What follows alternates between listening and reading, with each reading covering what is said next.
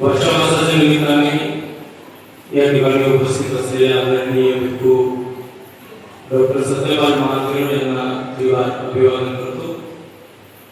माझे अन्य सहकर्मचारी बंधू भिक्खू रेवलबोधीजी, भिक्खू बुद्धभूषण, आपण सर्व उपस्थित विश्वातील तमाम मानवमात्र, संपूर्ण चक्रवाळातील संबंध सद्गुरू, आजच्या मंगलमयी आपल्या सर्वांच्या प्रति आनंद अपार मंगलमयी असंख्य असंख्य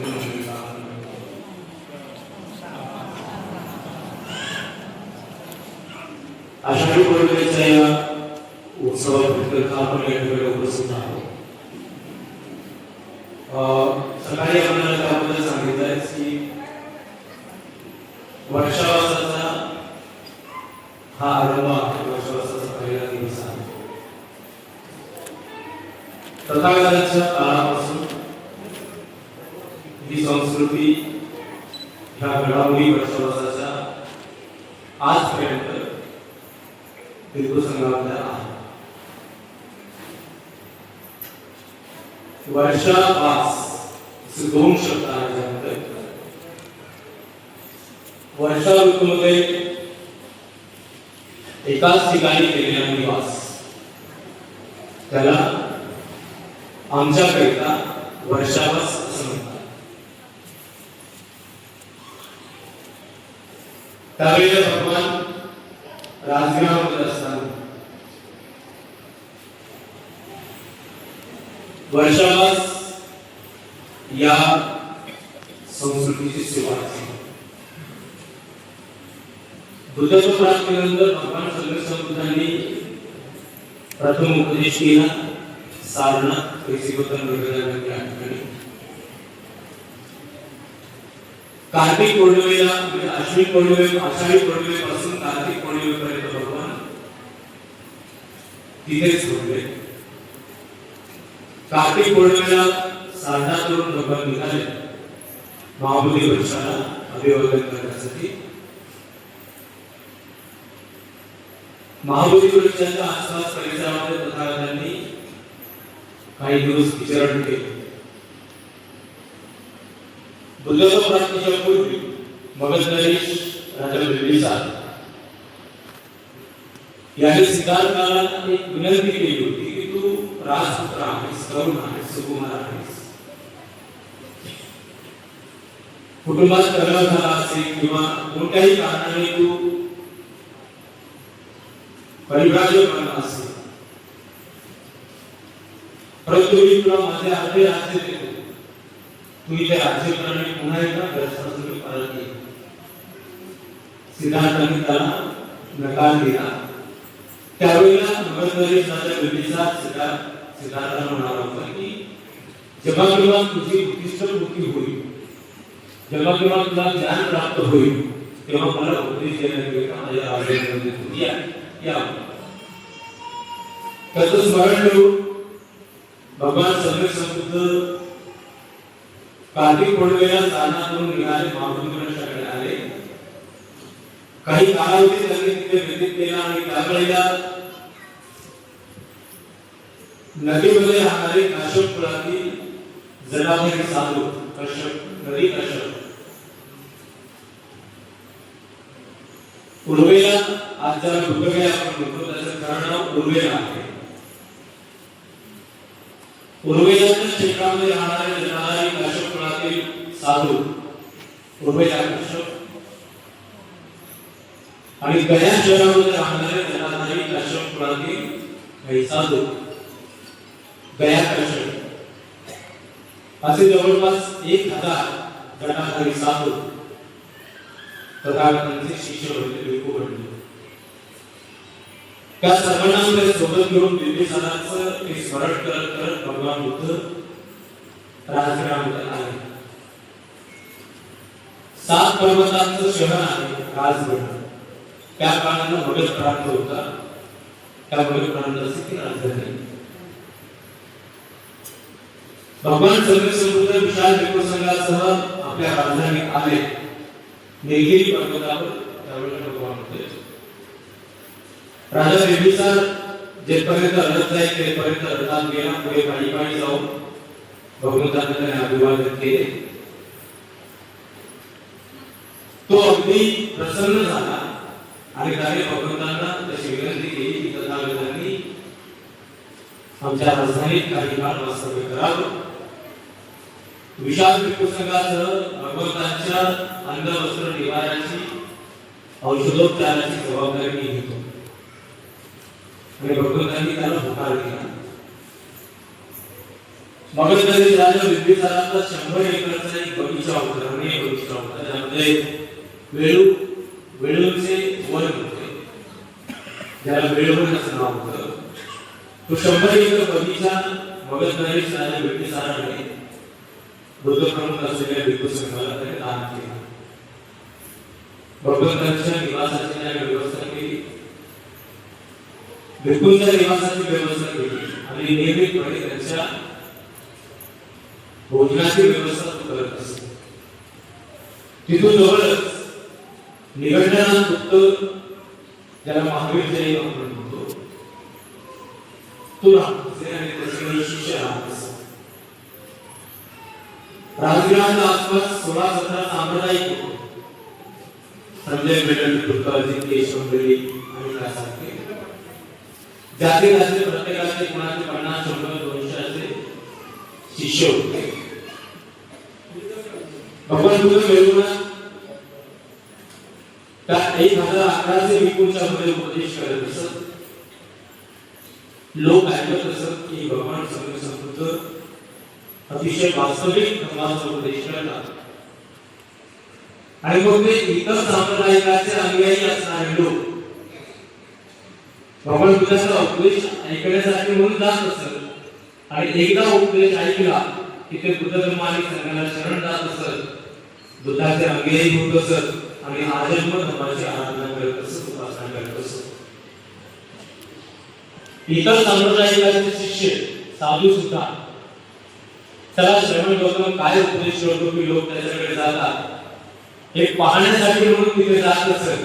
भगवंताचा उपदेश एकदाच ऐकला की त्याच ठिकाणी ते बसत असत आणि बुद्ध धर्माला संघाला शरण जात असत आणि भिक्खू बनत असत.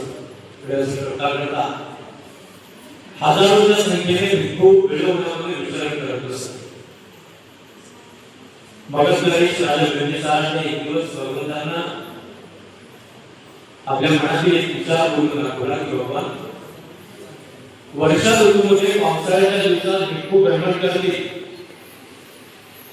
तर भिक्खूंना भोजन मिळणार नाही. भिक्खूंचे वस्त्र ओले होतील, त्यामुळे त्यांना बदलण्यासाठी वस्त्र नाही आणि मग त्यामुळे त्वचारोग होतील. भिक्खूंच्या पावलाखाली चिखलातील जीवजंतू मृत्युमुखी पडतील. भगवान आपण यावर काही उपाय शोधा. आणि भगवंतांना ही गोष्ट पडली, तथागतांना हे लक्षात आले की हे खरंच आहे. आज जसं वस्त्या आहेत, मोठे मोठे 400-500 घरांची गावं आहेत, त्या काळात ते विरळ होतं. आजचा पावसाळा फार छोटा आहे.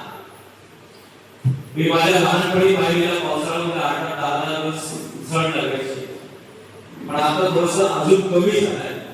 तर त्या काळामध्ये प्रचंड वर्षावर्षी व्हायची. आणि आपल्याला सगळ्यांना तुम्हाला ठाऊक आहे की पावसाळ्याच्या दिवसात शक्यतो लोक दरवाजे खेळत नाही. भिक्खू भिक्षाटनासाठी तुमच्या दरवाजावर आल्यानंतर आवाज देत नाही, अन्न मागत नाही. 30 सेकंद पर्यंत ते तिथे उभे राहतात. जर तुम्ही त्यांना पाहिलं आणि शिजलेलं अन्न त्यांना दिलं तर ते त्याचा स्वीकार करतात, अन्यथा शांतपणे दुसरीकडे ते निघून जातात. तेव्हा असं होत होतं. बऱ्याचदा भिक्खूंना भोजन मिळत होतं. इतर जोराची वर्षावृष्टी असल्यामुळे लोक दरवाजे बंद करून बसत असत. बऱ्याचदा भिक्खूंना उपाशी राहावं लागत असे. भगवंतांनी यावर चिंतन केलं आणि त्या वेळेला मिळवण्यात भगवंतांनी संपूर्ण भिक्खूंना एकत्र करून भिक्खूंना भगवंतांनी आदेश दिला, भिक्खूंनो अनुमती देत आहे वर्षावास करण्याची. भगवान म्हणाले भिक्खूंनो अनुमती देत आहे वर्षावास करण्याची, वर्षा ऋतूमध्ये एकाच ठिकाणी निवास करण्याची. भिक्खूंनी तथागतांचे अनुमोदन केले त्याचा स्वीकार केला. समोर असलेल्या ग्रस्तांना भेटलेल्या भगवंताने आवाहन केले की तुम्ही ग्रस्तांनो भिक्खूंच्या ठिकाणी भिक्खूंच्या करिता वेगवेगळ्या ठिकाणी निवास निर्माण करा. वर्षा ऋतूमध्ये भिक्खूंना त्या ठिकाणी निमंत्रित करा. त्यांच्या अन्नवस्त्र देवालयाची औषधोपचाराची तुम्ही जबाबदारी घ्या. आणि त्या उपस्थित असलेल्या ग्रस्तांनी गणित सुद्धा त्याचं अनुमोदन केलंय आणि तेव्हापासून वर्षावास ही संस्कृती सुरू झाली. ही एक प्रचंड उपलब्धी आहे तुम्हाला ग्रस्तांनी गणितच्या करिता आम्हा भिक्खूंच्या करिता सर्वात पुरातन असलेली ही संस्कृती आहे. सर्वात प्रथम मुस्लिम लोक रोजा करतात ते नंतर आलं. हिंदू लोक श्रावण करतात ते नंतर आलं.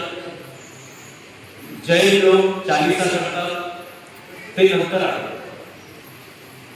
वर्षा ऋतूमध्ये भिक्खूंनी एकाच ठिकाणी निवास केल्यास भिक्खूंना त्याचा होणारा लाभ कोणता किंवा तुम्हा ग्रस्तांनी केलेली ना भिक्खूंच्या अन्नवस्त्र निवाऱ्याची औषधोपचाराची जबाबदारी घेतल्यानंतर तुम्हाला होणारा लाभ कोणता. तर भगवंतांनी भिक्खूंना जो विवेक शिकवला, जो धम्म भगवंतांनी भिक्खूंना शिकवला, तथागतांची शिकवण अशी होती की भिक्खूंनो या वर्षा ऋतूच्या कालावधीमध्ये एकाच ठिकाणी निवास करून तुम्ही तुमच्या स्वतःच्या धम्म आणि विनयाला विकसित करा. कारण भ्रमण करत असताना चिंतन करण्यासाठी अडचण निर्माण होते. भ्रमण करत असताना अनेकदा व्यापारी धर्म लोक धर्म अडथळा येतात. म्हणून एकाच ठिकाणी सतत 3 महिने एकत्र राहिल्यानंतर भिक्खूंना अगदी सूक्ष्मतेनं आपल्या स्वतःच्या धारण केलेल्या धर्म आणि विनयाचं चिंतन करता येतं. आणि हे खरं आहे. जेव्हा भ्रमण करतो त्यावेळेला शारीरिक थकवा येतो, लोकधर्माच्या अडचणी बाहेर उत्पन्न होतात. परंतु वर्षा ऋतूमध्ये आम्ही जेव्हा एकाच ठिकाणी निवास करतो तेव्हा आम्हाला स्वतःच्या धारण केलेल्या धर्म आणि विनयाचं चिंतन करण्याची आणि आपल्यामध्ये त्याला डेव्हलप करण्याची एक संधी प्राप्त होते. आणि मग तुम्ही ग्रस्तांनी या कालावधीमध्ये आमची जी जबाबदारी तुम्ही घेत असता ती जबाबदारी पूर्ण करत असताना भिक्खूंच्या सानिध्यात आल्यानंतर भिक्खू तुमच्या दानाचे तुम्ही केलेल्या सेवेचे सहकार्याचे अनुमोदन करतात. त्या अनुमोदनाप्रीत्यर्थ स्वतःमध्ये विकसित झालेल्या धम्म आणि विनयाचा उपदेश करत असतात. अर्थातच त्यातून तुम्हाला देखील लाभ होतो. वर्षावास समापन झाल्यानंतर भिक्खू धम्माचा प्रचार आणि प्रसार करण्याकरिता भ्रमण करतात. त्यानंतर मात्र तुम्हाला भिक्खूंचे दर्शन, भिक्खूंच्या सोबत धम्मसंवाद, धम्मचर्चा ह्या गोष्टी दुर्मिळ करतात. आणि मग या 3 महिन्याच्या कालावधीमध्ये भिक्खू एकाच ठिकाणी निवास करत असताना तुम्हाला अधिकाधिक संधी मिळते.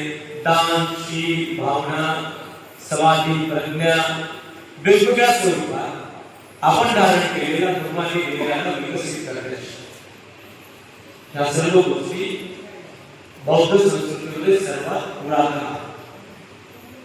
पण आता धर्मांतरित बौद्धांच्या मध्ये याबाबत विसंगती झालेली दिसते. मी धर्मांतरित बौद्ध हा मुद्दाम शब्द वापरतोय. धर्मांतरित बौद्धांच्या मध्ये याचा विपर्यास होत आहे. धर्मांतरित बौद्धांच्या स्त्रिया किंवा कोणी पुरुष कुटुंबात राहून 8 दिवसाचे, 15 दिवसाचे, महिन्याचे, 2 महिन्याचे, 3 महिन्याचे कुटुंबात राहून घरी राहून उपवास करतायत, वर्षावास करतायत. आणि एकदा ते आम्हाला म्हणतात की आम्ही वर्षावास पकडला, आम्ही वर्षावास सोडत नाही, मी वर्षावास केला. बौद्ध संस्कृतीमध्ये तथागतांची शिकवणूक होते ह्या गोष्टी नाही. वर्षावास भिक्खूंच्या करिता आहे आणि भिक्खूंनी सुद्धा वर्षा ऋतूमध्ये एकाच निवासात निवास करायचा असतो.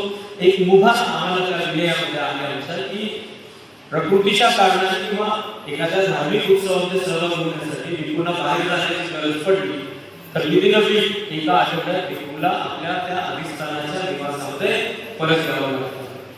आपल्या मनावर निर्बंध असावे, आपल्या मनावर आपल्याला स्वतःला निर्बंध करता आले पाहिजे. त्यासाठी वर्षाभर कालावधी एक फार मोठी उपलब्धी ठरत असते. विभागाने सांगितल्याप्रमाणे आम्ही वर्षावर्षाच्या पूर्वसंध्येला मध्यरात्रीला आम्ही अधिष्ठान करत असतो. आम्ही अधिष्ठान करत असतो की माझ्या अंगावर असलेले हे जीव त्याला त्रिजीव म्हणतात. अंतर्वास उत्तरासंग आणि संघाट. मी वर्षावर संपेपर्यंत हे त्रिजीव अंगावर वापरेल. भिक्खू आपापल्या क्षमतेनुसार अधिष्ठान करतात. मी वर्षावर संपेपर्यंत भिक्षा पात्रातच भोजन करेल. मी वर्षावर संपेपर्यंत ज्या आसनाला मी अधिष्ठान मानले मी त्या आसना व्यतिरिक्त इतरत्र कुठेही विश्रांती करणार नाही. अशा अनेक निर्बंध स्वतःच्या मनावरती आपल्याला धारण करता येतात आणि त्यातून एक जगण्याची शिस्त आपल्याला प्राप्त होते लागते. माझ्या गेल्या 28 वर्षात जीवन लावते मी याचा प्रत्यक्ष स्वतः अनुभव करतो आहे आणि हाच अनुभव तुम्हाला देखील त्यातून होतो. जसं मी सकाळी सांगितलं या कालावधीमध्ये आम्ही या ठिकाणी सतत असल्यामुळे तुम्हाला प्रत्येक अष्टमीला अमावस्येला आणि पौर्णिमेला इथे उपवास धारण करण्याची संधी लागते. वर्षाभर संपल्यानंतर आम्ही इथे राहणार नाही. वर्षाभर संपल्यानंतर आम्ही इथे राहणार नाही. आणि तुम्ही आलात जरी तरी ज्याप्रमाणे आजचा उत्सव आपल्याला आनंददायी करतोय त्याप्रमाणे तुम्हाला आनंद मिळणार. त्यामुळे जोपर्यंत भिक्खू आहे तोपर्यंत ती तुमच्यासाठी एक उपलब्धी आहे, ती एक संधी आहे. आता कुटुंबामध्ये राहून तुम्ही उपवास किंवा उपवास करू नये. एक कर्मकांड आहे. कर्मकांड आहे. तथागतांनी असं कुणालाही सांगितलं नाही. भगवंतांनी मनुष्याच्या जीविताला अडचण निर्माण होईल, बाधा उत्पन्न होईल, मनुष्याला जगत असताना अडचणी येतील, त्रास होईल अशी कोणतीच गोष्ट माणसासाठी भगवंतांनी सांगितली नाही. भगवान बुद्ध माणसाला त्याच्या माणूसपणाचं श्रेष्ठत्व लक्षात आणून देतात. मग माणसाला त्रास होईल अशा गोष्टी भगवान कसे सांगतील? सहज लक्षात घेण्याची गोष्ट आहे. अगदी सुलभ आहे. भगवंतांचा धर्म हा सहज आणि स्वाभाविक आहे. तो सहजपणे अनुसरणात आणायचा आहे. त्यामध्ये कुठलंही कर्मकांड नाही. आपल्या मनाच्या कोणत्याही धारणा आपण त्या मनात करणार कामा. सोपा, साधा, सरळ आणि अत्यंत स्पष्ट असलेला भगवान बुद्धाचा धर्म आहे. जगाच्या पाठीवर असलेला कोणीही माणूस असू द्या, कोणीही श्रीमंत असेल, गरीब असेल, सुंदर असेल, कुरूप असेल, शिक्षित असेल, अशिक्षित असेल, ग्रामीण भागातला, शहरी भागातला, असा कुणीही सर्वांच्या करिता तथागतांच्या धर्माची श्रेष्ठता हीच आहे की सर्वांच्या करिता सर्वांच्या जीवितार्थाचा अर्थ हा एकच आहे आणि तो समान. तो समान जसं आता भगवान बुद्धांनी म्हटलंय की अप्पियेहि संपयोगो दुःख पियेहि विपयोगो दुःख यम्पि छन्दलभोक्तव्य दुःख. अगदी सरळ आणि ढोपण सहजपणे सोप्या भाषेत भगवान बुद्धांनी व्याख्या केलेली आहे धर्माची आणि ती जगाच्या पाठीवर प्रत्येक माणसाची निगडीत आहे, संबंधित आहे. असा कोणीच माणूस त्यातून स्वतःला वेगळा समजू शकत नाही, समजू शकत नाही. बुद्ध असाधारण आहे, बुद्ध असामान्य आहे. समजा यम्पि छन्दलभोक्तव्य या वाक्याचा अर्थ होतो की मनात इच्छा उत्पन्न होतात आणि त्या इच्छा जर पूर्ण होत नाही तर ते दुःख आहे. दुःखाची व्याख्या केली बघून सामान्य माणसाने दुःखाची व्याख्या आपल्या सोयीनुसार केली. सामान्य म्हणजे गरीब किंवा अशिक्षित नाही बरं. सामान्य म्हणजे श्रीमंत असूनही त्याला धर्मतत्वाची जाण नसते, सौंदर्यवान असूनही त्याला धर्मतत्वाची जाण नसते, उच्च शिक्षित असूनही त्याला धर्मतत्वाची जाण नसते, उच्च पदावर असूनही त्याला धर्मतत्वाची जाण नसते, तर भगवंताने त्याला सामान्य. तर सामान्य माणसाने दुःखाची व्याख्या आपापल्या सोयीनुसार केली. पण भगवंतांनी दुःखाची व्याख्या किती सहज केली बघा. किती सहज आणि तुमच्या माझ्यासाठी जगातल्या प्रत्येक माणसासाठी अनुभव केल्यानंतर हे सहज लक्षात येतं की अरे किती सोपं आहे. बुद्ध म्हणाले याची इच्छा लपट संपली.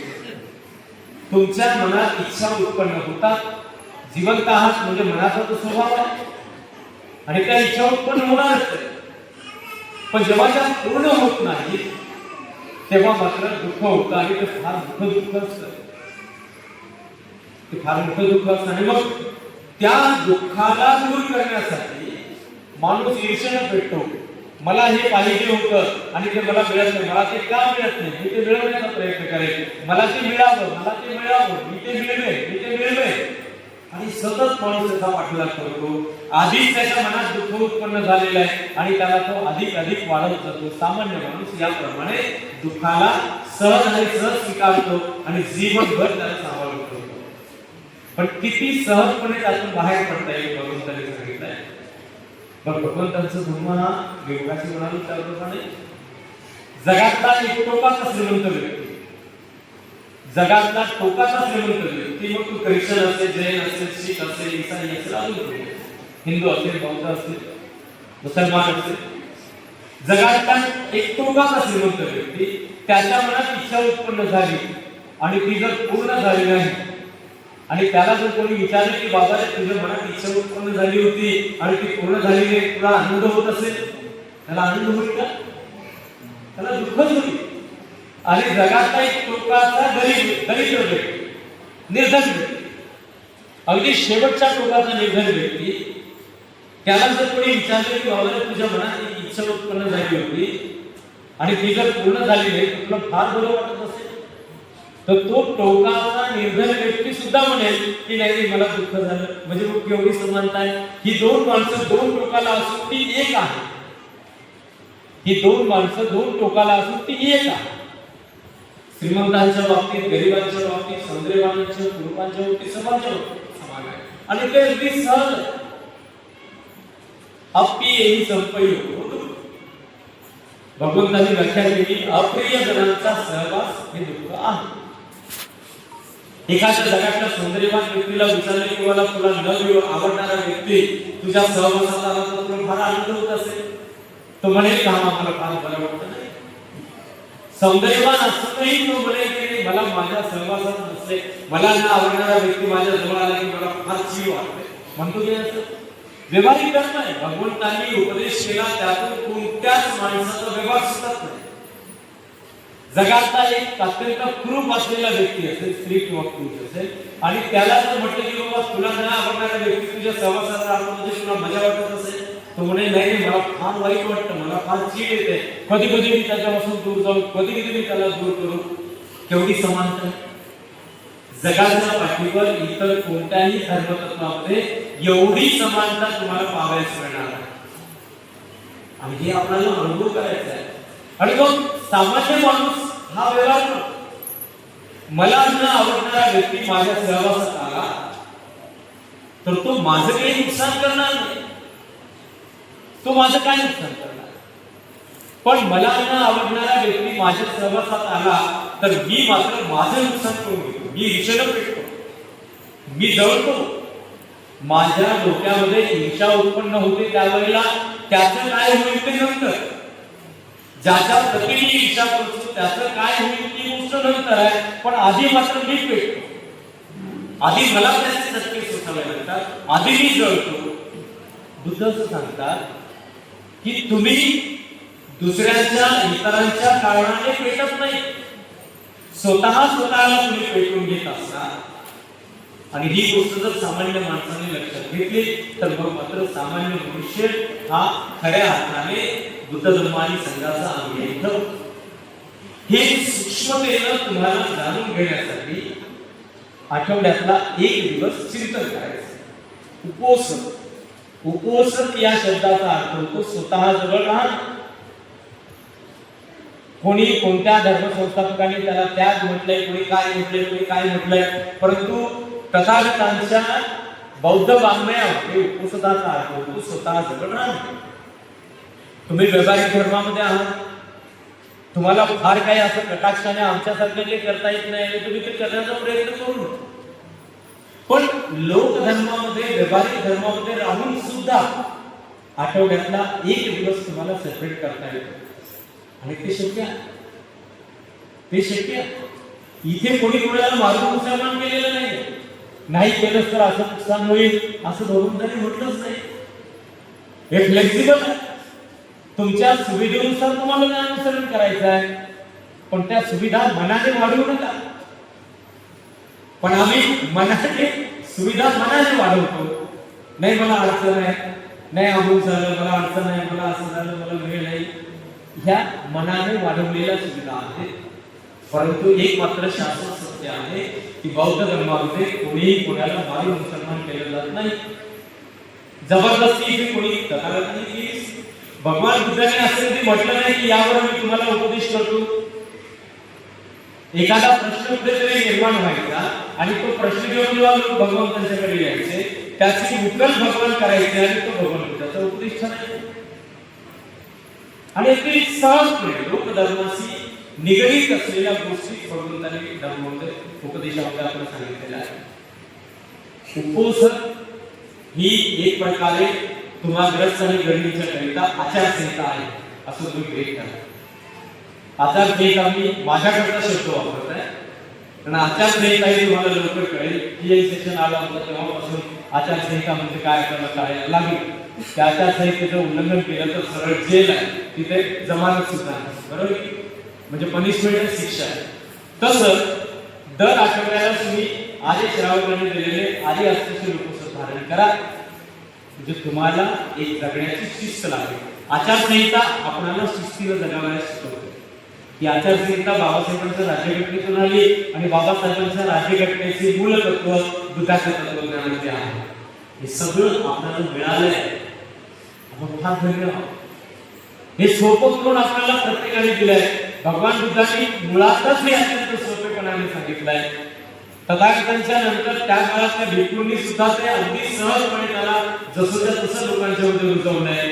आजही आम्ही तो प्रयत्न करतो. विशेष म्हणजे डॉक्टर बाबासाहेब आंबेडकरांनी या देशाच्या डोक्यावर जी राज्यघटना ठेवली आहे त्यामध्ये तथागतांचेच तत्व सोपे करून प्रत्येक भारतातल्या प्रत्येक नागरिकासाठी समता, स्वातंत्र्य, बंधुत्व आणि न्यायाच्या स्वरूपामध्ये एकत्र यावं, हा देश एकसंघ राहावा यासाठी ते बुद्धाचे तत्व दिले. जे बुद्धाचे जे तत्वज्ञान आहे ते तुमच्या माझ्या आपल्या रोजच्या दैनंदिन जगण्यामध्ये आपल्याला अनुसरण करायचं आहे. आणि ते त्यासाठीच आहे. याच्यामध्ये आढळल्याच नाही, इथं आढळलं नाही. आता कोणी कोणी आढळणारे उपदेश करतात, कोणी कोणी आढळणारे मनाने त्याला धारण करतात, पण तो त्यांचा अल्पबुद्धीचा हा मार्ग अत्यंत सरळ आहे. मी तुमच्याकडे इकडे अलीकडे पाहत आहे. मी जेव्हा विदर्भात होतो त्यावेळेला पाहत होतो की धर्मांतरित बौद्ध आता बौद्ध धर्माच्या अंगी म्हणून घेणारे लोक यामध्ये अंधश्रद्धा इकडे काही प्रमाणात दिसून येत आहे. कोणी आमच्यासारखे सोंगे आहेत ते तुमच्यावरती ते थोडंसं तुम्हाला हिप्नोटाइज करत असताना दिसत आहे. मी पाहिलं भोळे बावळे कोणी असले की त्यांना सांगणारे सांगतात की तुमच्या पोरीचं लग्न होईल ना, तुम्ही 8 दिवस परिग्रहण करा, 8 दिवस उपवास करा, दान द्या, पोरीचं लग्न होईल, कर्मकांड आहे.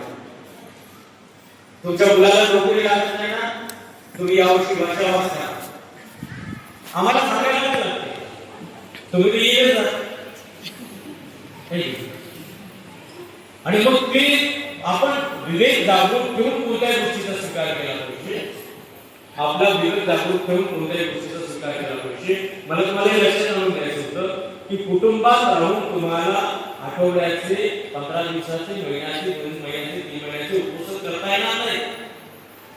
मराठवाड्यामध्ये चिकूच्या बागा दिसतात ना, नाही दिसत. चिकू हा केवळ कोकणातच पिकू शकतो, कारण कोकणातलं वातावरण चिकूसाठी पोषक आहे. म्हणजे याचा अर्थ की एखादी गोष्ट जर एखाद्या ठिकाणी रुजवायची असेल तर त्या ठिकाणी त्याला वातावरण, त्याला सराउंडिंग लागतं, त्याला ती परिस्थिती लागते. कुटुंबात राहून तुम्हाला अष्टशी लोकच पूर्ण करता येणार नाही. मी सातत्याने एक उदाहरण सांगतो. मला आज तुम्हाला फक्त उपवासच सांगायचंय, बाकीचा उपदेश बंदी करणार आहे. मग मी एक गोष्ट नेहमी सांगत असतो माझ्या त्या काकू आलेल्या आहे.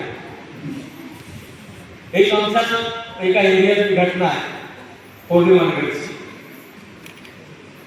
तर एक काकू आहेत आमच्या आणि त्यांनी घरामध्ये डिक्लेअर केलं की म्हणजे मला या वर्षाचा उपवास करायचा होता. काय वर्षावास करायचा म्हणून मला वर्षावास करायचा म्हणजे आता वर्षावासात कोणी मटण लावायचं नाही, कोणी दारू प्यायचं नाही, कोणी टीव्ही लावायचं नाही.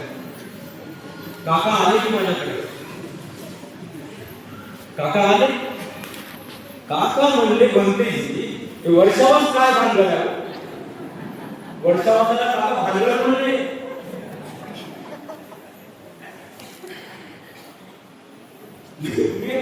ते परेशान झालो की तुम्हाला भांडण नाही, वर्षावास हा पवित्र पिरियड आहे, आपल्यासाठी फार पवित्र गोष्ट आहे ते. अहो नाही मुलगी भांडणच आहे. म्हणजे काऊन म्हणाली का तुम्ही असं? अहो बायको म्हणाली की मला वर्षावास करायचा आहे, 3 महिने घरात मटण नाही, 3 महिने दारू नाही, 3 महिने टीव्ही नाही. अहो मुली तिला करायचं तर तिला करावं, आम्हाला कोण करा. म्हणजे हे केवढं सत्य उदाहरण आहे की जेव्हा जर तुम्हाला अनुसरण करायचं आहे तर तुमचा त्रास इतरांना होत असेल तर त्याला धर्मानुसरण म्हणता येईल का? तर भगवंतांनी अशी कोणती गोष्ट सांगितलीच नाही की तुमच्या अनुसरणामुळे इतरांना त्रास व्हावा. नव्हे, इव्हन उलट तुमच्या अनुसरणामुळे इतरांनी प्रेरित व्हावं. हा भगवंतांचा संदेश असा आहे की तुमच्या अनुसरणामुळे इतर लोक प्रेरित होत पाहिजे. म्हणजे याचा अर्थ मी त्या उदाहरणातून तुम्हाला लक्षात आणून देत होतो की कुटुंबात राहिल्यानंतर सातत्याने तुम्हाला आस्थेचे पालन करणे शक्य नाही आणि ते तुम्ही करू नये आणि ते शक्य नाही होणार, ते होणारच नाही. आता पाहतो की कोणी कोणी तुमच्या मधल्या स्त्रिया वर्षावास आला की पाहत आहे नागरिक आलं या 4-6 वर्षामध्ये वापस की वर्षावास आला की ते गळ्यातले काढतात, कानातले काढतात, हातातले काढतात, नाकातले काढतात. आता मरोत्तर घालूच ना, हे काय सोप आहे? म्हणजे हिंदू लोक श्रावण महिन्यामध्ये ते करतात, मुसलमान लोक रोजामध्ये करतात. आता बौद्धांनी वर्षावास करून सुरू केलं. मरेपर्यंत जगाला ना बौद्ध राष्ट्रांमध्ये किंवा बौद्ध ग्रस्त किंवा बौद्ध गृहिणीचं लक्षण आहे. तुम्ही ज्या ज्या वेळेला धार्मिक समारंभात उत्सव उपस्थित होत असाल त्या त्या वेळेला तुम्ही अगदी स्वच्छ, साधा आणि सरळ असलं पाहिजे. कशासाठी बरं? कशासाठी ते सांगत असताना मी बाबासाहेबांची एक गोष्ट तुम्हाला सांगतो, जरासं लाज होतो तुम्हाला. जे बाबासाहेब आंबेडकरांनी धर्मांतराची घोषणा केली होती त्यावेळेला धर्मांतरामध्ये सहभागी होण्यासाठी येणाऱ्या लोकांना सांगितलं होतं की येणाऱ्या लोकांनी फाटकेत का असेना पांढऱ्या शुभ्र कपड्यामध्ये या. त्या काळातले आपले आजी आजोबा, आपले पूर्वज, त्यांना खायला ताट्या नव्हते, वाट्या नव्हत्या, त्यांच्या घराला भीती नव्हत्या, अंतरून कापून नव्हतं.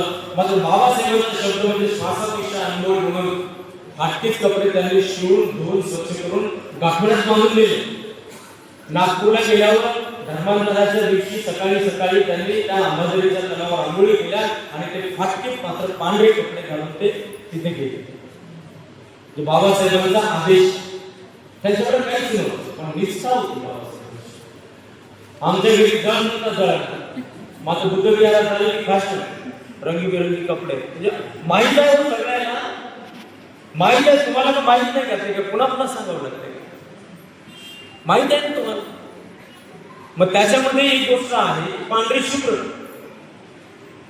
पांढरे शुभ्र याचा अर्थ काय होतो?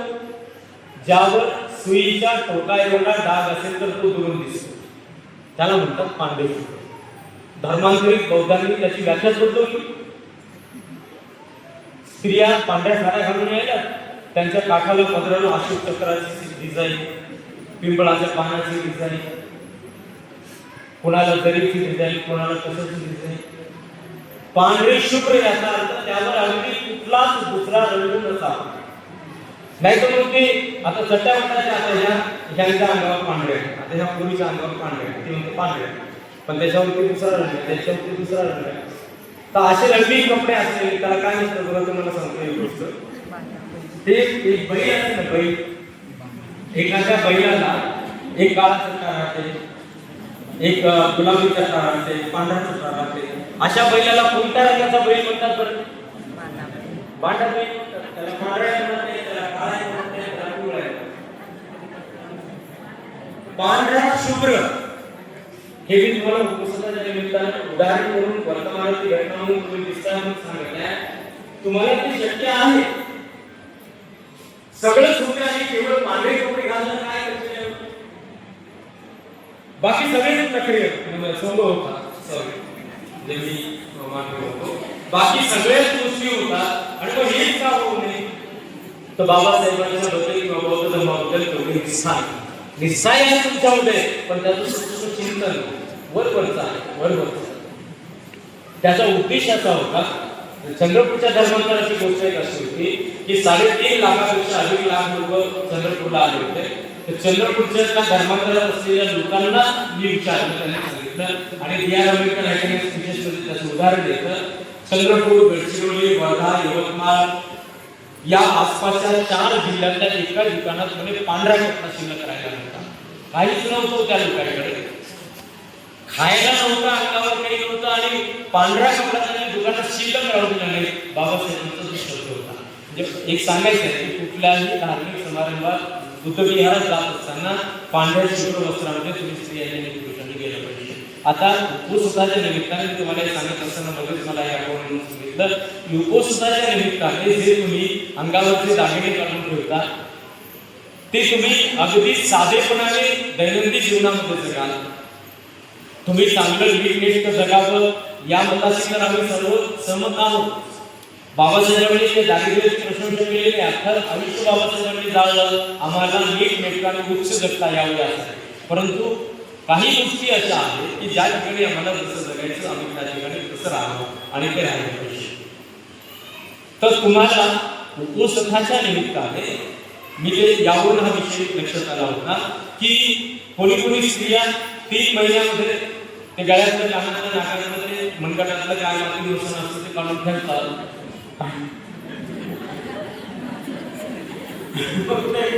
पण ते 3 महिने झाले की मग हे घेऊ की ते घेऊ, ते घेऊ की हे घेऊ. ते हिंदू धर्मामध्ये श्रावण महिना पाळतात. तुमच्यातले कोणी मुंबईमध्ये राहणारे असतील तर तुम्हाला एक गोष्ट सांगतो, माहीत असेल त्याला. मुंबईमध्ये श्रावण महिना पाळणारे लोक श्रावण महिना ज्या दिवशी संपते त्या दिवसाला काय म्हणतात सांगू का? त्या अमावस्येला एक विशिष्ट नाव आहे मिळेल. श्रावण महिना संपते त्या अमावस्येला मुंबईचे लोक गटारी अमावस्या महिनाभर प्यायची नाही आणि शेवटी अशी प्यायची की गटारी पडलं पाहिजे तर श्रावण पावला. आता हे तसंच झालं. वर्षापासून 3 महिने मटण नाही खायचं आणि मग जीभ शेवाळली की पाव मारायला ती एकच होते. त्यातून काय साध्य होते तर बौद्ध धर्माच्या आचरणामध्ये आपल्याला सातत्य ठेवायचं. 12ही महिने आणि मरेपर्यंत प्रत्येक अष्टमी, प्रत्येक अमावस्या आणि प्रत्येक पौर्णिमेला उपवास धारण करा. हे सातत्य आहे. हे सातत्य आहे आणि सातत्य असल्याशिवाय अनुसरणामध्ये सातत्य असल्याशिवाय बौद्ध धर्म कुणीही अनुसरणात आणू शकत नाही. तर ही सातत्य अनुसरणात ठेवण्यासाठी अष्टमी, अमावस्या आणि पौर्णिमेला अष्टशी उपवास तुम्हाला धारण करायचे. तुम्ही ते केलं पाहिजे. त्याला नाव दिलेलं आहे आर्य श्रावकांनी दिलेले आर्य अष्टशी उपवास. आर्य म्हणजे श्रेष्ठ, आर्य म्हणजे श्रेष्ठ. आर्य श्रावकांनी दिलेले आर्य अष्टशी उपवास जे आजच्या निमित्ताने तुम्ही ग्रहण केले. यापूर्वी देखील अनेकदा तुम्ही ग्रहण केले असतील. आठवड्याभराचे उपवास तुम्ही कोणी करू नका. महिन्याभराचे 15 दिवसाचे, 2 महिन्याचे, 3 महिन्याचे उपवास तुम्ही घरी राहून करू नका. तुम्हाला जर ते करायचं असेल तरी सोपा मार्ग आहे, विपස්සना केंद्रावर जा. 10 दिवस उपवासच होते तिथे. एकीकडे विपස්සना होते, दुसरीकडे उपवास होते. सोंगही नाही होत. ट्रूथ आहे. महिन्यातला 1 दिवस जा म्हणजे महिन्यातले 10 दिवस जा म्हणजे तुमचे उपवासच होतील. कंटिन्यू 10 दिवस होतील. पण कुटुंबात राहायचं असेल तर मात्र आठवड्यातून फक्त 1 दिवस धारण करा. कुटुंबातले तुमचे अन्य कुटुंबीय त्या 1 दिवसासाठी तुम्हाला सहकार्य करतील. ते नक्की सहकार्य करतील आणि ते करतील. आता हे उपवास काय? एकदा भगवान बुद्ध श्रावस्तीमध्ये असताना एक दिवस निगामाता विशाखा उपवासाच्या दिवशी सकाळी झेपवण्यात आली. भगवंतांना तिने अभिवादन केले. एका बाजूला बसून तथागतांचे कुशलक्षण तिने विचारले. त्यावेळेला भगवान म्हणाले विचारले आज तू प्रातःकाळी सकाळी सकाळी उपस्थित निर्माणामध्ये काय उद्देश घेऊन आले आणि त्यावेळेला विशाखेने भगवंतांना म्हटले की भगवान आज उपवासाचा दिवस आहे, तेव्हा तथागतांनी मला उपवासाचा समृद्धी सांगावा. भगवंतांनी दिले सांगितले. भगवान म्हणाले विशाखे उपवासाचे 3 प्रकार आहेत. उपवासाचे 3 प्रकार आहेत. गोपालक उपवास, निर्गंठ नाथांच्या श्रमणांनी सांगितलेले उपवास आणि आदि श्रावकांनी दिलेले उपवास. मग या 3 प्रकारच्या उपवासाची व्याख्या भगवान सांगितली. भगवान म्हणाले विशाखे काय आहे म्हणजे गोपालक उपवास? गोपालक गाई गुरांचे पालन करणारा, गाई गुरांचे पालन पोषण करणारा म्हणजे गोपालक. गाई गुरांना चारणारा, चारा पाणी घालणारा गोपालक. आता गावाखेड्यामध्ये पूर्वीच्या काळी मी पाहत होतो की एखाद्या गावाखेड्यामध्ये गावघरामध्ये सर्व गाई गुरं एकत्र करून एक माणूस रानावनात चालायला येतो, त्याला गोपालक मिळतो, त्याला गोपालक म्हणतात. तर हा गोपालक माणूस गाई गुरांच्या चारा पाण्याचं सतत चिंतन करत असतो. त्याच्या डोक्यात दुसरं काहीच नसतं, कारण त्याला त्यामुळे तर मोबदला मिळतो. आणि तो सतत सकाळी संध्याकाळी गाई गुरांना रानावनात नेत असताना, रानावनातून गावाकडे परत येत असताना एकच विचार करतो की गाई गुरांचं आज पोट भरलं, उद्या आपण गाई गुरांना कोणत्या दिशेने नेलं पाहिजे. ते उपवास त्या भांडवलवाली काकू दिसली बरं मला आहे.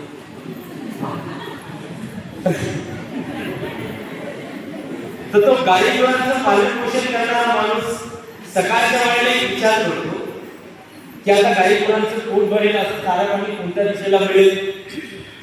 आणि मग तो ठरवतो की आज आपण या दिशेला जाऊ आणि त्या दिशेला घेऊन तिकडून परत येत असताना विचार करतो की आजचा दिवस गेला, उद्या आता कोणत्या दिशेला आपण न्यावं, परत उद्या कुठे गेलं पाहिजे. आणि मग ठरवतो आणि उद्या या दिशेला न्यावं, उद्या त्या दिशेला नेतो. सतत दररोज त्याचा निरीक्षण असतो गाई गुरांच्या चारा पाण्याचा विचार करणे. भगवान बुद्ध म्हणाले विचारले कोणी कोणी पुरुष, कोणी कोणी स्त्रिया त्या गोपालकाप्रमाणे उपवास करतात. आता काय संबंध आहे त्याचा? तर कोणी कोणी पुरुष आणि कोणी कोणी स्त्रिया उपवास धारण करतात. उपवास धारण केल्यानंतर केवळ खाण्यापिण्याचा विचार करतात, त्या पलीकडे ते काहीच करत नाही, दुसरा काही विचारच करत नाही, चिंतन करत नाही. मग कसं करतात? आता तुम्ही अलीकडे उपवास करणारे अनेक लोक असे आहेत की आज पौर्णिमा आहे, 12च्या आधी जेवलं पाहिजे. मग 12च्या आधी जेवलं पाहिजे असं तुमच्या मनात असल्यामुळे तुम्ही काय करता? कालच्या पेक्षा आणि रोजच्या जेवणापेक्षा एक स्वादिष्ट नवीन पदार्थ तयार करता. काऊन? पौर्णिमेचा उपास 24 तास उपाशी राहायचा. रोजच्या जेवणापेक्षा एक नवीन स्वादिष्ट पदार्थ आवर्जून तयार केला जातो. 2 उद्दिष्टाने, पौर्णिमेचा दिवस आहे, मंगल दिवस आहे आणि 24 तास उपाशी राहायचं, चांगलं चांगलं खाल्लं पाहिजे. बरोबर आहे? जेवण करता 12च्या आधी, त्यानंतर दिवसभर काय करता तर काहीच नाही, संध्याकाळच्या वेळेला काही खात नाही आणि दुसऱ्या दिवशी सकाळी 12च्या आधी ते उपवास सोडतात. सोडण्याच्या वेळेला कालच्या पेक्षा आणि रोजच्या पेक्षा अजून दुसरा नवीन पदार्थ तयार करतात. काऊन? पवित्र उपवास केला आणि 24 तास उपाशी राहिलो म्हणजे चांगलं चांगलं खाल्लं पाहिजे. याच्या पलीकडे काय तर काहीच नाही. तर भगवान म्हणाले विशाखे अशा प्रकारचे उपवास करण्याने कोणतीही प्रसन्नता मिळत नाही, कोणताही आनंद मिळत नाही, कोणतेही सुख लाभत नाही, कोणताही विकासाचा प्रकाशाचा मार्ग दिसत नाही. भगवंतांनी विशाखेला पुढे म्हटलं की विशाखे दुसऱ्या प्रकारचे उपवास आहे निर्गंठनाथाच्या श्रमणाने दिलेले उपवास. जैन साधू त्यांच्या अनुयायांना बोलावत असत, त्यांना सांगत असत की तुम्ही उपवास करा, तुम्ही त्याग करा, तुम्ही प्राणी मात्रांवर मैत्री करा. पूर्व दिशेला 100 योजनापर्यंत, दक्षिण दिशेला 100 योजनापर्यंत, पश्चिम दिशेला 100 योजनापर्यंत, उत्तर दिशेला 100 योजनापर्यंत. योजन आज जसं आपण किलोमीटर म्हणतो, त्या काळामध्ये मैल म्हणायची, कोस म्हणायचे वगैरे, तर तथागतांच्या काळात योजन म्हणायचे. ते सांगतात चारही दिशेला 100 योजनापर्यंत तुम्ही प्राणी मात्रावर दया करा, त्या पलीकडे मात्र ते सांगत नाही. ते सांगतात तुम्ही त्याग करा.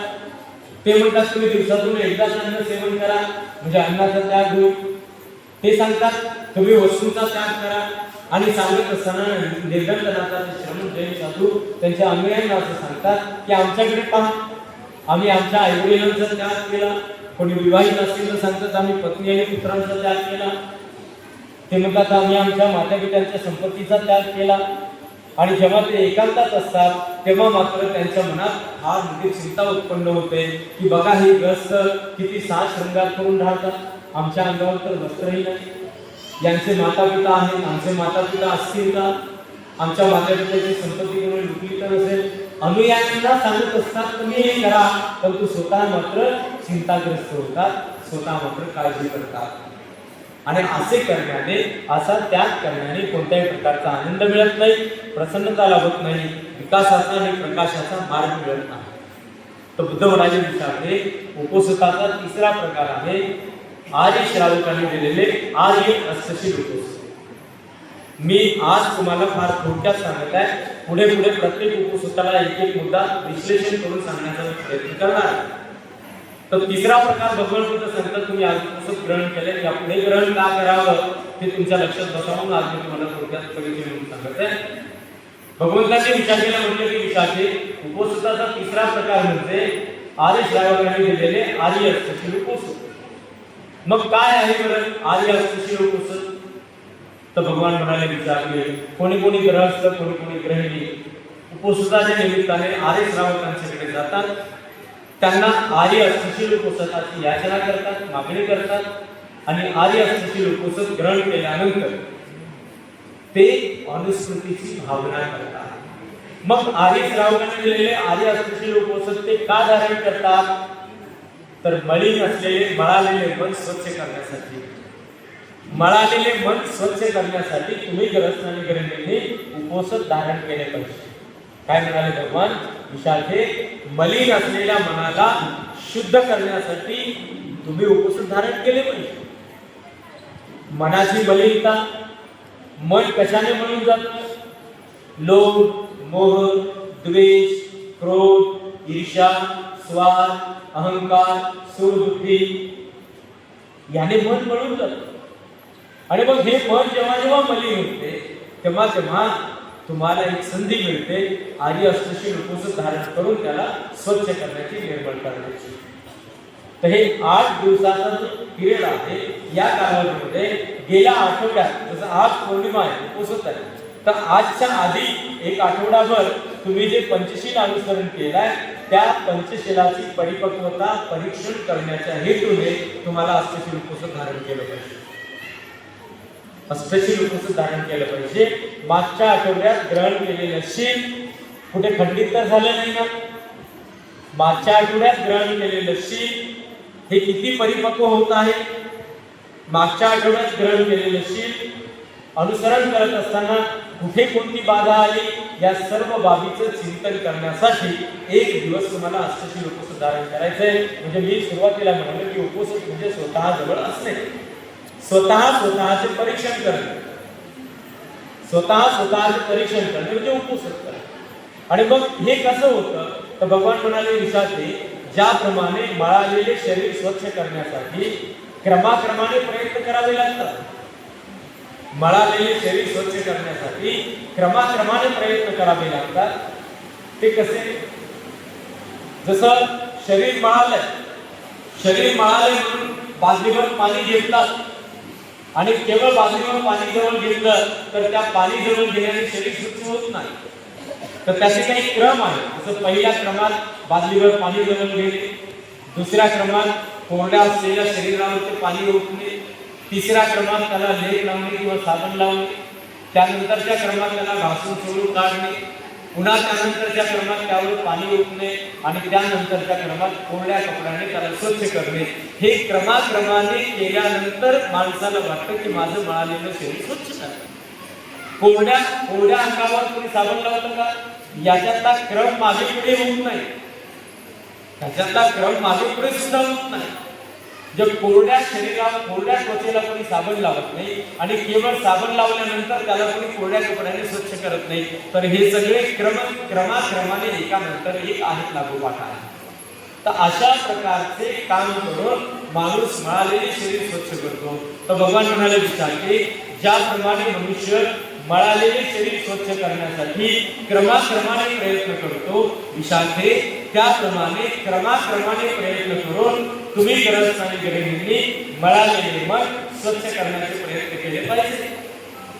जे मळालेले मन स्वच्छ करता यावे यासाठी तुम्हाला आर्य असण्याची लोक धारण करायचे.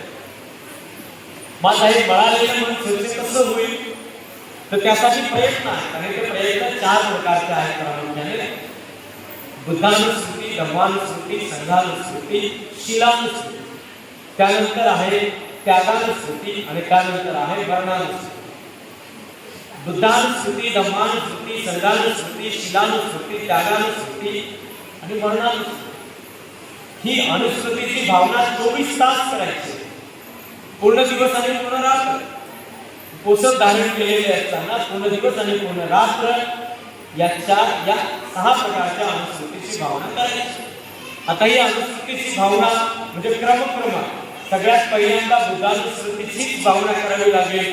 पहिल्या क्रमामध्ये संघानुस्मृती नाही किंवा शीलानुस्मृती नाही, दुसऱ्या क्रमामध्ये त्यागानुस्मृती किंवा मरणानुस्मृती नाही, तर जे जे क्रम भगवंतांनी वर्णन केलेले आहेत, तथागतांनी सांगितलेले आहेत तेच क्रम आहे.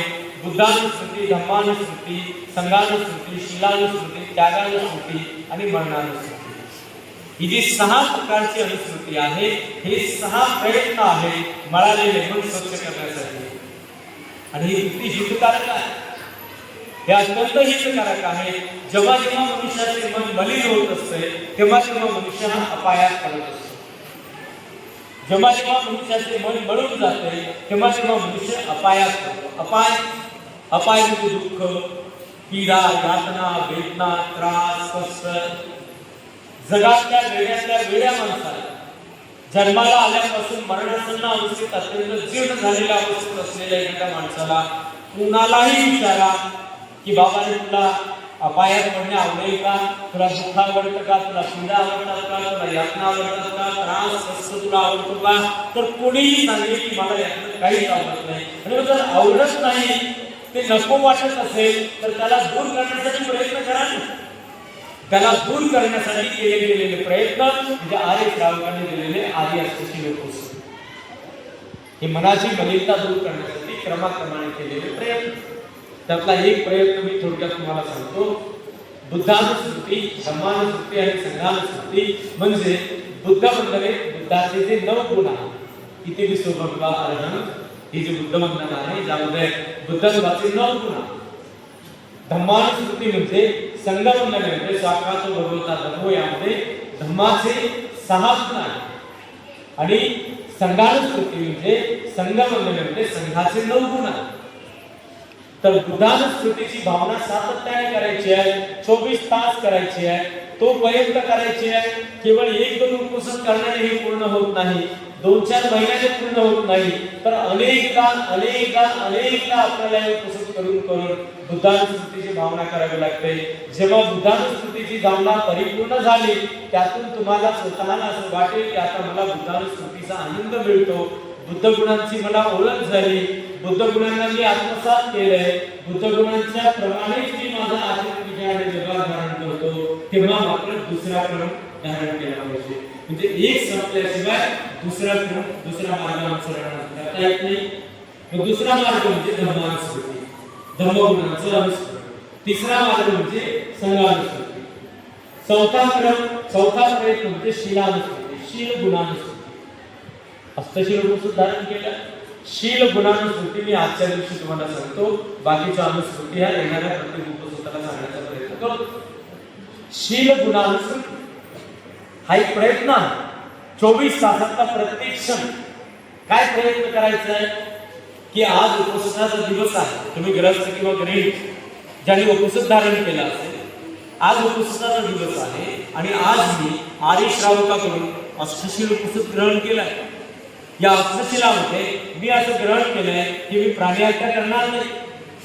ज्या आर्य श्रावकांकडून मी हे शील ग्रहण केलंय ते आर्य श्रावक जीवितपर्यंत प्राणीहत्या करत नाही, ते इतरांना प्राणीहत्या करण्याची प्रेरणा देत नाही.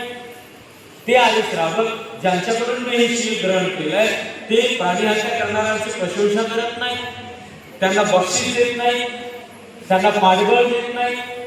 आणि मी आर्य श्रावकांच्याकडून हे शील ग्रहण केल्यामुळे मी सुद्धा आजचा दिवस आणि आजची पूर्ण रात्र स्वतः प्राणी हत्या करणार नाही, इतरांना प्राणी हत्या करण्याची प्रेरणा देणार नाही. प्राणीहत्या करणाऱ्यांची प्रशंसा करणार नाही, त्यांना बळ देणार नाही, मी त्यांना साथ संगत देणार नाही, आणि या प्रकारचे मी शील ग्रहण केले आहे. याला म्हणतात शील गुणानुस्मृती. 24 तासातला प्रत्येक क्षण आपल्या डोक्यामध्ये हे चिंतन असलं पाहिजे की नाही, मला हे करायचं नाही, ज्याने केला असेल त्याच्या सोबतीत राहायचं नाही, त्याची प्रशंसा करायची नाही, त्याला बक्षीस द्यायचं नाही. आणि एक करता जे 8ला 8 शील आहेत, त्या प्रत्येक शीलाच्या गुणांची अनुसरण करायची. मी आजचा पूर्ण दिवस नाही, पूर्ण रात्र चोरी करणार. कारण काय तर आर्य श्रावकांनी मला हे अष्टशील उपदेश दिलाय. ते आर्य श्रावक जीवितपर्यंत चोरी स्वतः करत नाही, इतरांना प्रेरणा देत नाही, कुणाची पाठराखण करत नाही, बक्षीस देत नाही, प्रशंसा करत नाही.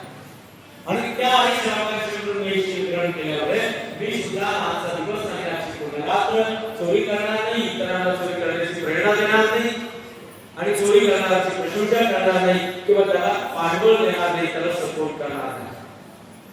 तिसरं शील ब्रह्मचर्य धारण करण्याचं तुम्ही शील ग्रहण करता.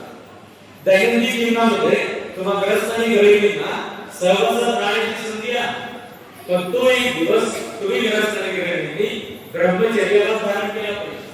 ब्रह्मचर्याचा अर्थ हा दीर्घ आहे. ब्रह्मचर्याचा अर्थ दीर्घ आहे. इतर मताच्या लोकांनी किंवा कोणी अल्पबुद्धीच्या लोकांनी ब्रह्मचर्या म्हणजे त्याचा अर्थ फार छोटा सांगितला. ते असं सांगतात स्त्रीने पुरुषाशी संबंध करू नये म्हणजे तिची ती ब्रह्मचर्या, पुरुषाने स्त्रीशी संबंध करू नये म्हणजे त्याची ती ब्रह्मचर्या. परंतु बौद्ध सिद्धांतामध्ये ब्रह्मचर्याचा अर्थ त्यापेक्षा फार मोठा आहे. समजा एखाद्या स्त्रीने पुरुषगमन केले नाही आणि तिने कुणाची निंदा केली तर तिची ब्रह्मचर्या नाही. एखाद्या पुरुषाने स्त्रीगमन केले नाही आणि त्याने जर चोरी केली तर ती त्याची ब्रह्मचर्या नाही. ब्रह्म म्हणजे श्रेष्ठ आणि चर्या म्हणजे जीवन पद्धती. म्हणजे पूर्ण दिवस आणि पूर्ण रात्र तुम्हाला श्रेष्ठ जीवन जगायचं आहे. हे श्रेष्ठ जीवन कसं असतं? शरीराने दुष्कर्म न होऊ देणं म्हणजे श्रेष्ठ जगणं आहे. मनाने दूषित विचारांचं चिंतन न करणं म्हणजे श्रेष्ठ जगणं आहे. आणि वाणीमध्ये दोष न होऊ देणं म्हणजे श्रेष्ठ जगणं आहे. शारीरिक संबंध न करता याही गोष्टी न करणे त्याला ब्रह्मचर्य असं म्हणतात. आणि आर्य श्रावकांकडून हे शील ग्रहण केलं. जे आर्य श्रावक जीवितपर्यंत ब्रह्मचर्यावास परिपूर्ण करतात, आज मी त्यांच्याकडून हे शील ग्रहण केल्यामुळे आजचा पूर्ण दिवस आणि आजची पूर्ण रात्र मी ब्रह्मचर्यावास धारण करेल. आता श्रेष्ठ आणि विशुद्ध जीवन जगेल. त्याला शील गुणांची अनुसृती म्हणतात. त्यानंतर जे चौथं शील ज्या आर्य श्रावकांच्याकडून मी अष्टशील उपदेश धारण केले, ते आर्य श्रावक कोणत्याही प्रकारे वाणीचा दोष त्यांच्यामध्ये होऊ देत नाही. आणि त्यांच्याकडून मी हे शील ग्रहण केल्यामुळे मी सुद्धा आजचा पूर्ण दिवस आणि आजची पूर्ण रात्र माझ्या वचनामध्ये वाणीमध्ये कोणताही दोष होऊ देणार नाही. खोटे बोलणार नाही, निंदा करणार नाही, चुगली करणार नाही, चहाडी करणार नाही. असं होईल का? होईल का? हळूच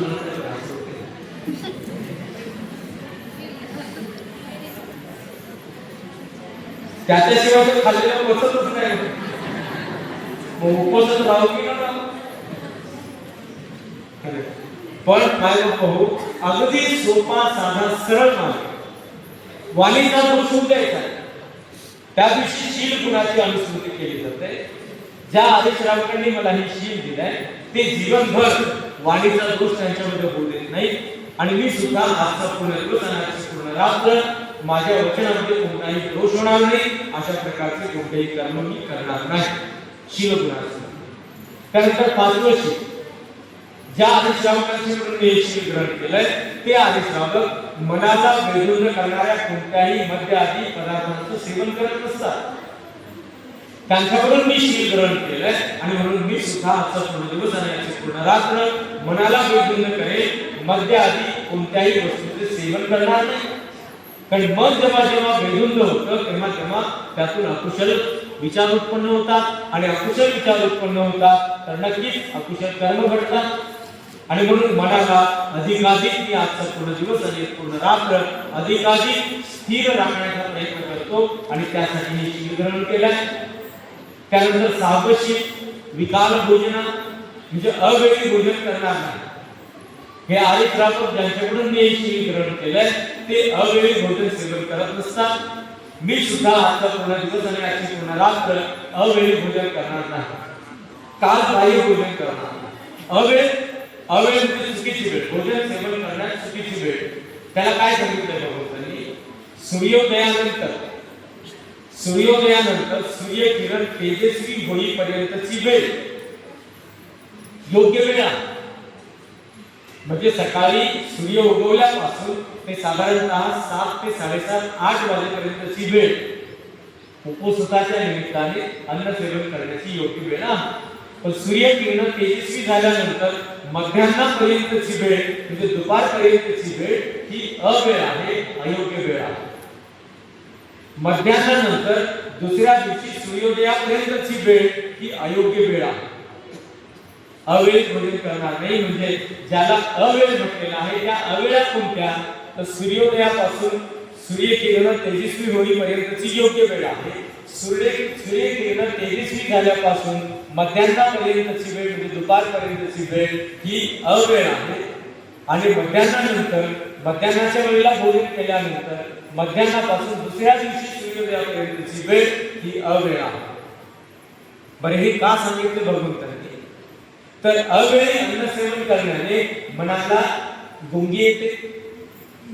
इथे जर मला आज माझ्या जवळ राहायचंय, आजचा पूर्ण दिवस आणि आजची पूर्ण रात्र मला स्वतःजवळ राहायचंय, स्वतःजवळ राहायचंय म्हणजे मला माझं चिंतन करायचंय की माझ्या शरीराच्या द्वारे काही दूषित कर्म घडले का, माझ्या मनात काही दूषित विचार उत्पन्न झाले का, माझ्या वचनामध्ये काही दोष उत्पन्न झाला का, याचं चिंतन मीच माझ्यासाठी करू शकतो. माझ्यासाठी हे चिंतन तुम्ही नाही करू शकत, तुमच्यासाठी याचं चिंतन मी नाही करू शकत. म्हणून मला माझ्या जवळ राहण्यासाठी उपवासाच्या निमित्ताने हे चिंतन करायचं, हे चिंतन करायचंय. आणि जर चिंतन करायचं असेल तर मन सदैव स्मृतिमान असलं पाहिजे. माणूस सदैव स्मृतिमान असला पाहिजे. स्मृतिमान असणे म्हणजे जागरूक असणे, सावधान असणे. बेहोश असता कामा नये. रात्रीच्या वेळेला तुम्ही जेवण कराल तर तुम्हाला गाढ झोप येईल आणि गाढ झोप येऊ नये यासाठी अवेळी भोजन करू नये.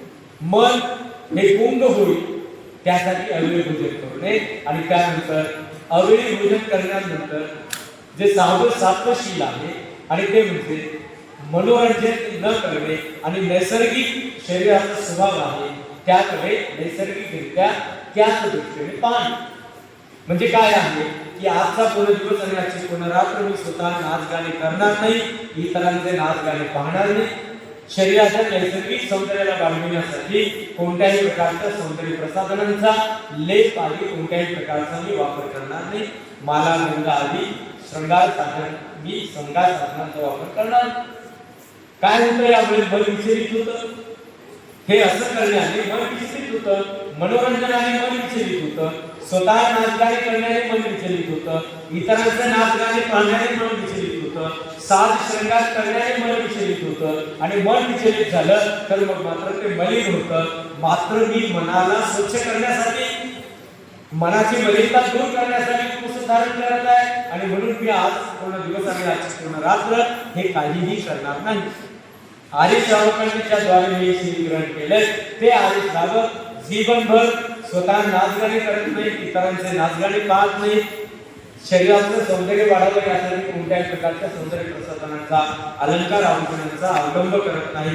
त्यांच्याद्वारे मी ग्रहण केलेलं शील आहे. आणि मी सुद्धा आजचा पूर्ण दिवस आणि आजची पूर्ण रात्र यापैकी काहीही करणार नाही ज्यामुळे माझं मन विचलित होईल, अस्थिर होईल. मला मात्र मन शुद्ध करायचं आहे. आणि ते मन अस्थिर असेल, विचलित असेल तर मात्र ते अशांत असेल, अशांत असेल तर ते मलिन असेल, मळालेले असेल. आणि मळालेल्या मनाला स्वच्छ करण्यासाठी तर मी अष्टशील उपवास धारण करत आहे. अशी शील गुणांची अनुस्मृती त्या दिवशी केली जाते. पूर्ण दिवस चालत असताना, अन्न जेवण करत असताना, तुम्ही स्त्रिया स्वयंपाक बनवत असताना, कपडे धुत असताना, एखादा शेतकरी शेतावर शेतकाम करत असताना, एखादा कार्यालयीन कर्मचारी काम करत असताना 24 तासाचा प्रत्येक क्षण चिंतनामध्ये घालवतो.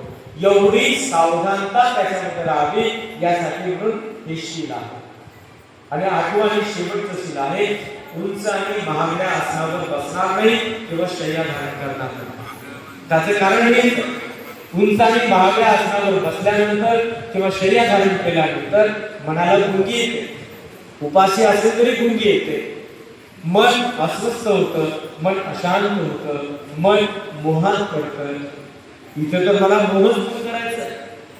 इथे तर मोह हा मनाचा बळ आहे आणि तो मला दूर करण्यासाठी मी अष्टसिद्धी सुधारण केलाय. म्हणून ज्या हरिश्रावकांच्या द्वारे मी शिवग्रहण केलंय ते हरिश्रावक जीवितपर्यंत ऐश्वर्य म्हणून अय्याशी म्हणून कोणत्याही प्रकारे उंच आसनाचा बसण्यासाठी आणि शय्या म्हणून वापर करत नाही. तर मी सुद्धा आजचा पूर्ण दिवस आणि याची पूर्ण रात्र उंच आणि महागड्या आसनाचा किंवा शयनासनाचा वापर करणार नाही, ज्यामुळे मन बेहोश होतं.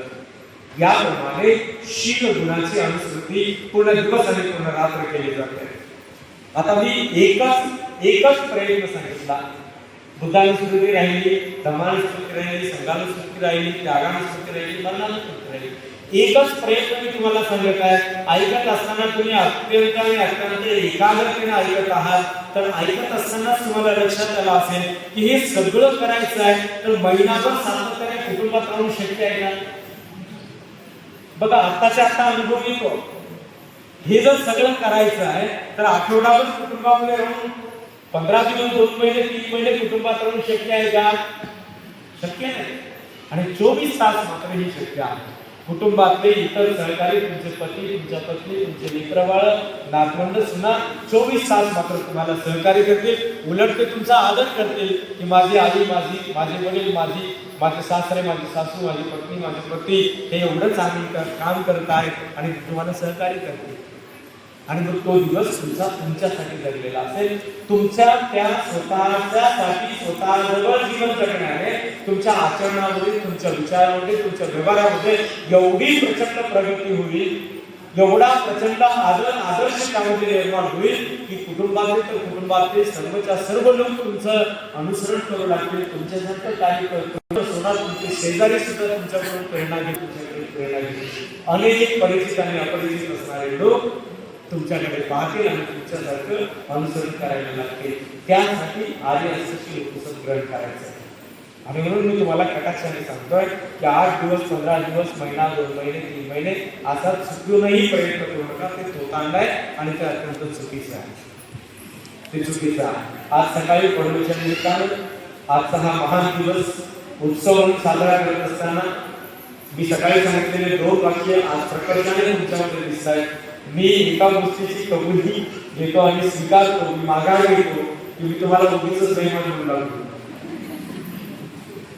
तुम्ही कल्पनेपेक्षा अधिक प्रामाणिक निघाला आणि तुम्ही आहात हे जर आपल्याला टिकून ठेवता आलं ना तर खरंच बाबासाहेबांना आकर्षित असलेला एक बौद्ध अनुयायी पुरुष किंवा स्त्री तुम्हाला तुमच्यामध्ये शोधता येईल.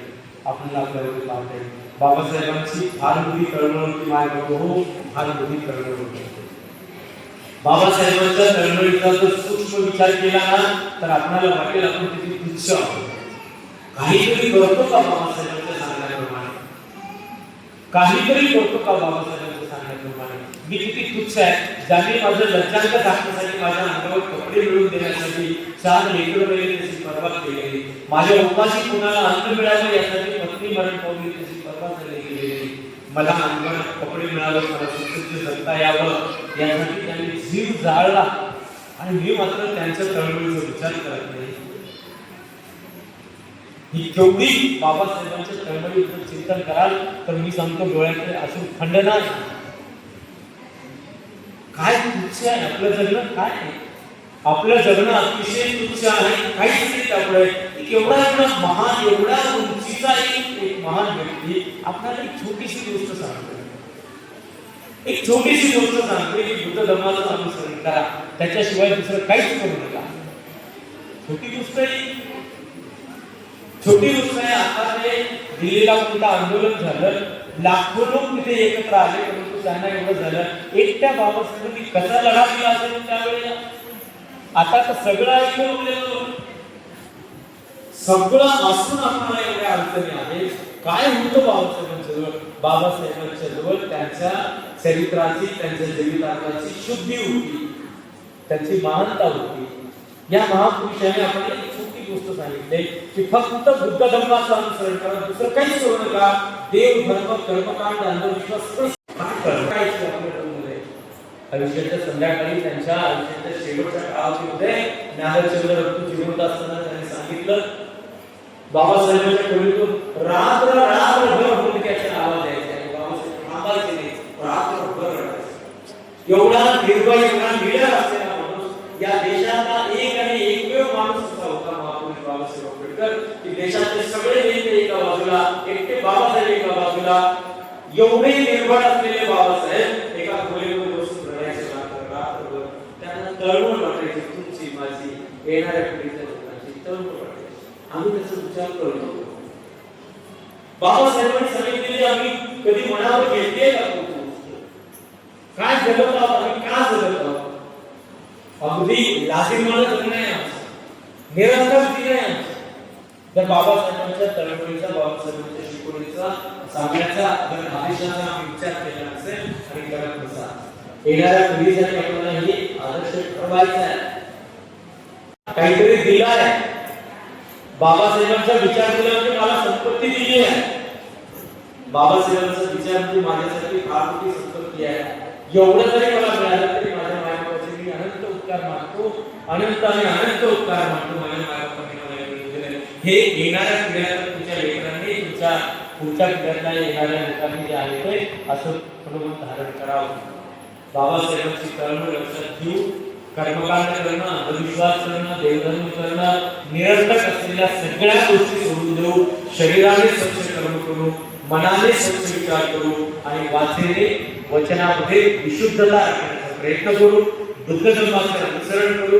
आजचा उत्सव साजरा करत असताना महाविहारामध्ये, या बाबरी नगरच्या या परिसरामध्ये, या पवित्र क्षेत्रामध्ये आपल्याला ही एक गोष्ट पुन्हा मी स्मरणात आणून देतो की आम्ही 4 उपसंपादक झालेले भिक्खू यावर्षी या ठिकाणी वर्षावस करत आहोत.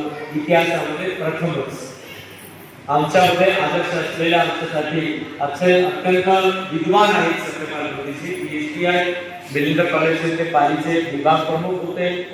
अगदी बौद्ध वाङ्मयामध्ये त्यांना श्रीकृत ग्रंथामध्ये पेजना पेज पाठ आहे, कोणत्या पेजवर कोणती ओळ येते, सांगता बोलता सहजपणे सांगतात.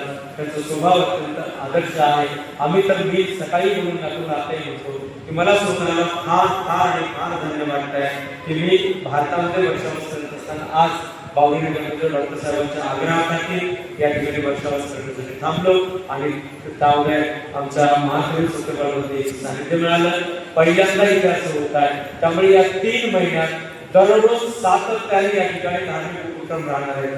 तुम्ही इथे केव्हाही या, अष्टमी अमावस्येला पौर्णिमेला तर तुम्हाला हे सगळं मिळेलच, परंतु आठवड्यातला कोणताही दिवस याल तरी या ठिकाणी तुम्हाला काहीतरी लाभ होईल आणि लाभ होईलच होईल. त्या 3 महिन्याची गॅरंटी मी तुम्हाला देतो. या ठिकाणी दैनंदिन उपक्रम आमचे इथे चालणार आहे. सकाळी 5:30 वाजता त्रिरत्न वंदना होणार आहे. शक्य असेल तर तुम्हाला तुम्ही येऊ शकता, येणं शक्य आहे. मी श्रीलंकेमध्ये पाहिलं 50-50 किलोमीटर अंतरावर लोक 50-50, 100-100 भिक्खूंचं भोजन घरी तयार करून तिथे नेऊन देतात. 50 किलोमीटरवर लोक जातात, दूर पर्यंत लोक जातात. एखाद्या वेळेला कधी प्रयत्न करून पहा. सकाळी 5:30 वाजता रोजची इथे बुद्धवंदना असेल आणि आम्ही सर्वजण या ठिकाणी असलेले जे कोणी भिक्खू, आम्ही श्रावणे जे कोणी आहोत, आम्ही असं ठरवलंय की यापुढे इथे एक गोष्ट या ठिकाणी रुजवायची आहे. येणाऱ्या जाणाऱ्यांनी सुद्धा आणि इथे राहणाऱ्यांनी सुद्धा दररोजचे किमान 2 तास या ठिकाणी परिश्रम करायचे, श्रमदान करायचे. त्यानंतर आपले स्वतःचे व्यक्तिगत काम करायचे. दिवसभराचा आमचा उपक्रम भिक्खूंचे उपक्रम असतील. येणारे जाणारे कोणी आले तर त्यांनी जर विचारणा केली किंवा त्यांना योग्य असेल तर त्यांना उपदेश करू. त्यानंतर सायंकाळच्या वेळेला संध्याकाळी 6 वाजता या ठिकाणी रोजची वंदना असेल. या सगळ्या उपक्रमामध्ये तुम्ही सर्वांनी सहभागी व्हा. दर रविवारी सकाळी 9 वाजता या ठिकाणी वंदना आणि प्रवचन असेल. या सगळ्या घडामोडीमध्ये तुम्हाला जेव्हा वेळ असेल, जेव्हा शक्य असेल तेव्हा निश्चित येण्याचा प्रयत्न करा. मी बऱ्याच वेळापासून बोलत आहे, मला जे सांगता आलं ते सांगण्याचा प्रयत्न केला, पण अगदी थोडक्यात सांगण्याचा प्रयत्न केला. यापुढे सुद्धा आपण ते सातत्याने ऐकणार आहोत. मी या ठिकाणी थांबतो. त्या ठिकाणी एक बंदेचं प्रवचन तुम्हाला ऐकायचं आहे, थोडीशी प्रामाणिकता अजून दाखवायची. थोडी थोडी आणि जास्त नाही. आता थोडीच. सर्वांचे मंगल हो, सर्वांचे कल्याण हो. ऐक